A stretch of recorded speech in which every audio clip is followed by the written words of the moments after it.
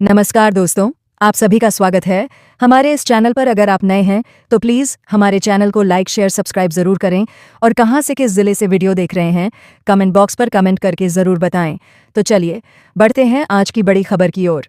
बीजापुर में शनिवार को जिले के दक्षिण पश्चिमी जंगल क्षेत्र में चलाए गए एक विशेष सर्च ऑपरेशन के दौरान सुरक्षा बलों व नक्सलियों के बीच हुई मुठभेड़ में 4 इनामी नक्सली मारे गए हैं। मारे गए नक्सलियों में 2 महिलाएं भी शामिल हैं। इन सभी पर 17 लाख का इनाम घोषित था। पुलिस अधीक्षक जितेंद्र यादव ने जानकारी देते हुए बताया कि बासागुड़ा और गंगलूर थाना क्षेत्र के सीमावर्ती घने जंगल नक्सली गतिविधियों की विश्वसनीय सूचना पर डीआरजी बीजापुर द्वारा सर्च ऑपरेशन चलाया गया। यह मुठभेड़ 26 जुलाई की शाम से शुरू होकर रुक कर देर रात तक जारी रही।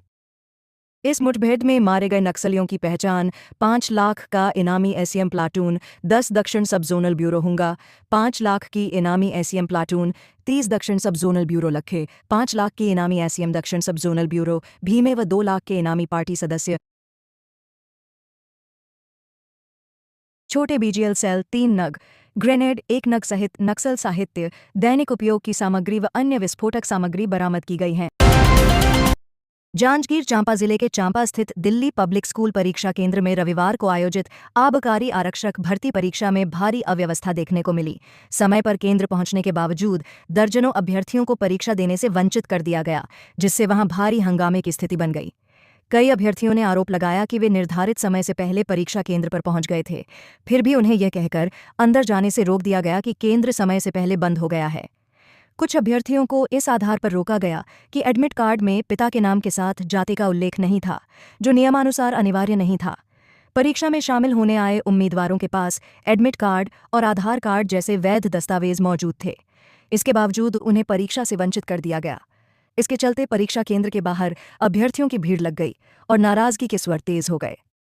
परीक्षा से वंचित किए गए युवाओं में गहरा आक्रोश है।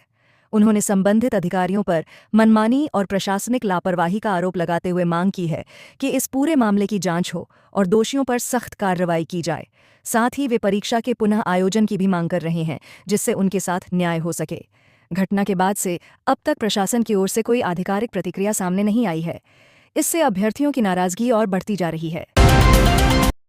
छत्तीसगढ़ के मुख्यमंत्री विष्णुदेव साय ने आज रविवार को प्रधानमंत्री नरेंद्र मोदी के मन की बात कार्यक्रम के 124वें एपिसोड को सुना।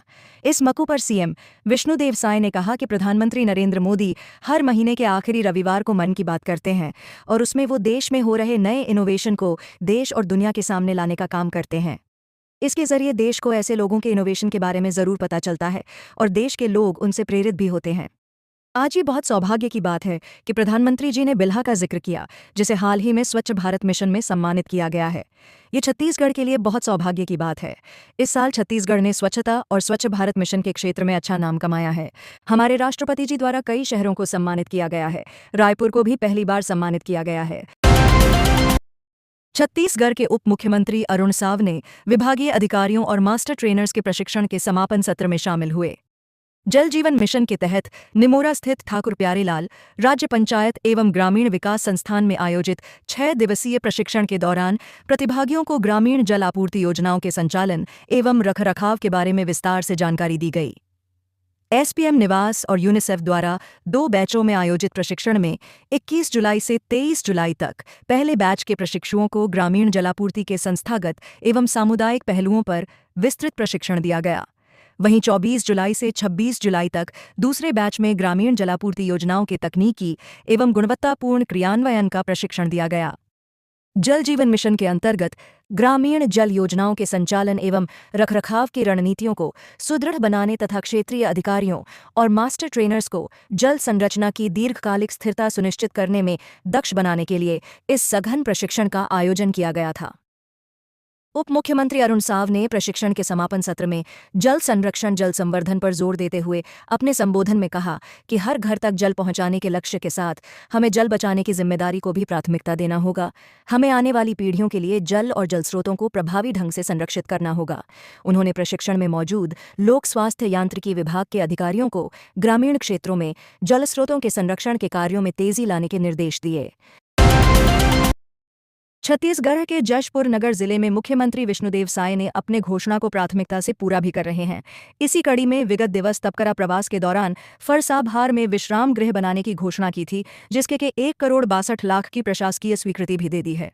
गौरतलब है कि उक्त कार्यक्रम के दौरान मुख्यमंत्री ने तपकरा को नगर पंचायत बनाने, तपकरा स्थित खेल स्टेडियम के सौंदर्यीकरण के लिए 50 लाख रुपए देने और फरसाबहार में विश्राम गृह निर्माण करने की घोषणा की। मुख्यमंत्री विष्णुदेव साय ने की महिला एवं बाल विकास विभाग की योजनाओं की समीक्षा, कलेक्टरों को दिए ये निर्देश, लोगों को मिल रहा है इसका लाभ। मुख्यमंत्री विष्णुदेव साय के प्रयास से आम जनता को अधिकांश कार्यों के लिए राजस्व विभाग की जरूरत पड़ती है। तहसील कार्यालय खुलने से इसका लाभ यहां के नागरिकों को मिल रहा है। साय ने कहा कि हमारी सरकार मोदी की गारंटी को तेजी से लागू कर रही है।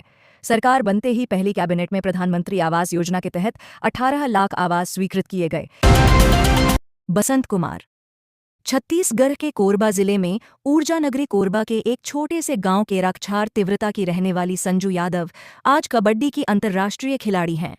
संजू छत्तीसगढ़ की पहली खिलाड़ी हैं जिन्हें कबड्डी की राष्ट्रीय टीम का हिस्सा बनने का मौका मिला। यह संभव हुआ संजू के संघर्ष, लगन और मेहनत से। संजू कहती हैं कि यदि आप किसी काम पर फोकस होकर करते हैं तो आपको उसमें सफलता मिलती ही है। समय का मैनेजमेंट भी आपको फोकस रहने से ही आता है। मैंने समय का सही संतुलन करना अपने घर से ही सीखा और आज उसी के कारण अपने खेल में अच्छा कर रही हूँ। छत्तीसगढ़ के रायगढ़ जिले में मौसम विभाग ने जिले में येलो अलर्ट जारी करते हुए बताया है कि अगले 24 घंटे में जिले के अलग अलग क्षेत्रों में भारी वर्षा होने की संभावना है। वहीं बीती रात घंटा भर तक हुई मूसलाधार बारिश से नदी नाला उफान पर हैं।